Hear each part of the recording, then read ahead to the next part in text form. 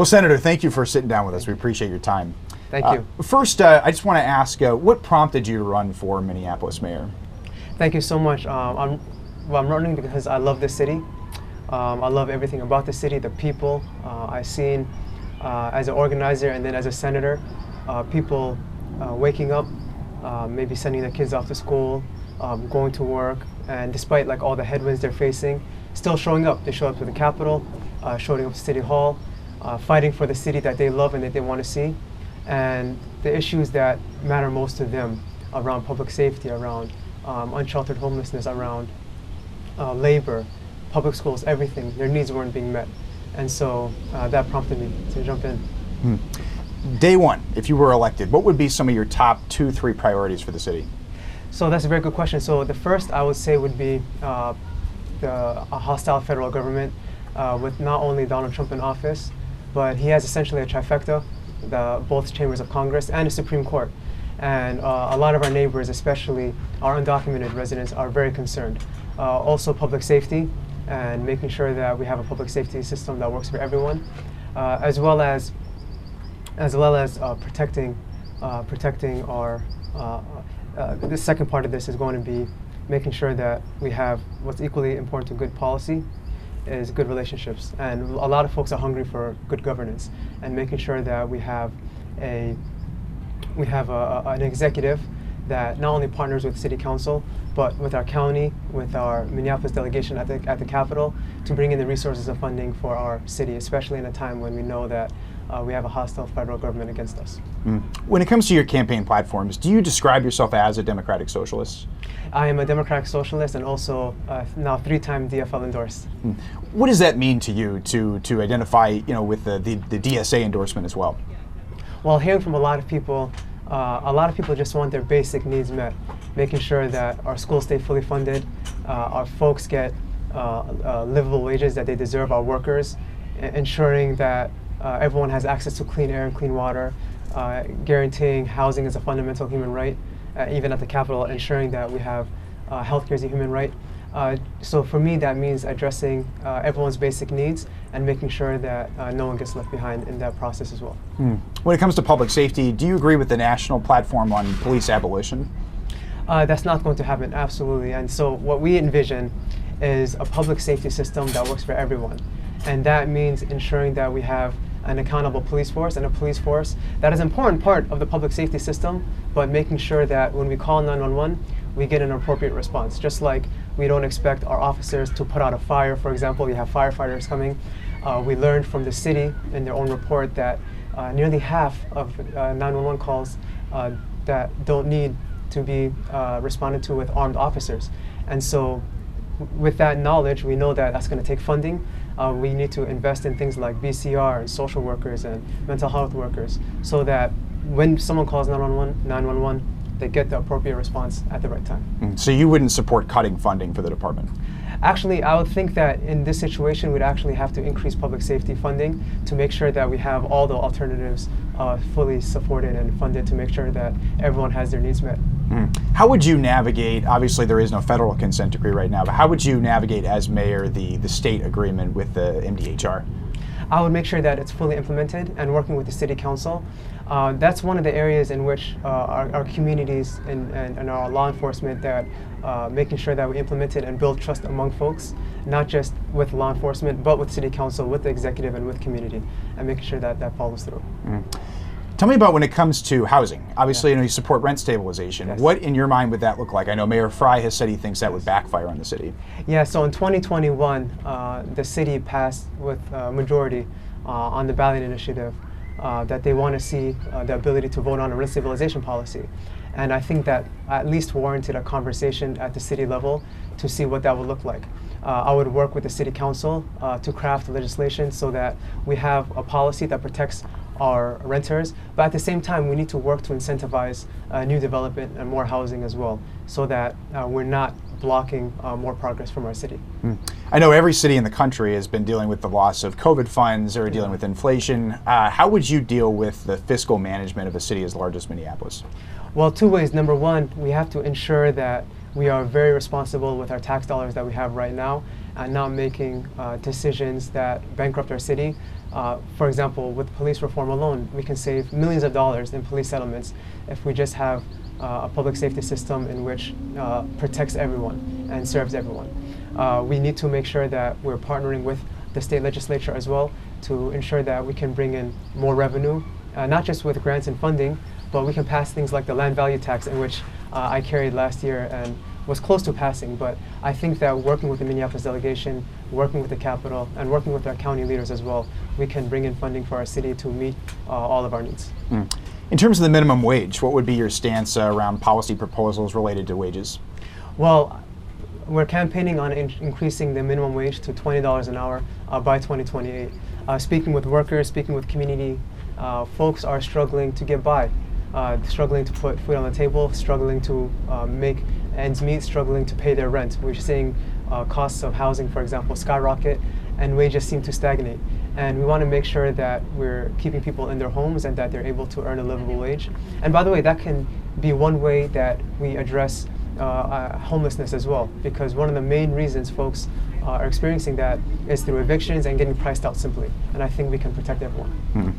Now, of course, the DFL endorsement from the Minneapolis DFL you received earlier this month, Mayor Frey's challenging that. Do you trust the process of the electronic voting that was done by delegates? I 100% trust the process. We have a team in the party that worked really hard to ensure that we have a successful convention, working with all the delegates, making sure folks were credentialed, making sure that we had as smooth process as possible. And if there were even hiccups, there were folks along the way that were ensuring that the process was still credible. And we followed through and were able to walk out with an endorsement. And I think that that hard work, not just by the campaigns, but the volunteers, should be honored. When it comes to being endorsed by both the DSA and the DFL, how do you convince voters that are perhaps more toward the middle, that are maybe scared off or just not supportive of some of your progressive policies? What would you say to those that are hesitant to support that? Well, I don't think any of the policies that I've campaigned on as mayor or even passed as a state senator have been radical. Some of the things that I'm known for, like tuition-free college for working class families, minimum protections and increased wages for rideshare drivers, the legalization of fentanyl testing strips, on and on and on. I was able to partner with not just the progressive wing, but the Blue Dog Democrats as well as Republicans. So a lot of the legislation I'm known for are actually also bipartisan. So I was able to work across the aisle. We're built not only a multiracial, multi-generational movement and campaign, but we've built a campaign that's a coalition that's goes beyond ideology, and folks that care about renters and immigration and housing and worker rights, from Blue Dog Democrats to progressives to DSAers, yes. And this is a campaign that we're really proud of. I want to ask you about Feeding Our Future. It's obviously been in the news. The trial's been very high profile. You were on video thanking Amy Bach, Ikram Muhammad. What do you say to Minneapolis voters about those connections, given what ultimately happened to those folks? That was a situation which was really heartbreaking. Folks that we believed were serving honorably the community, providing meals and food to not only kids, but kids during a global pandemic.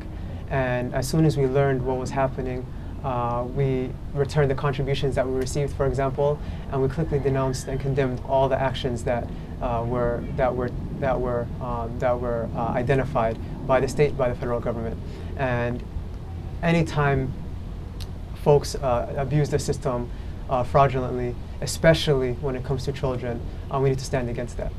At the time that you were on camera thanking Amy Bach, of course, they were already under investigation. As a state senator, why weren't you more skeptical about the growth of that program and the fraud that was potentially happening?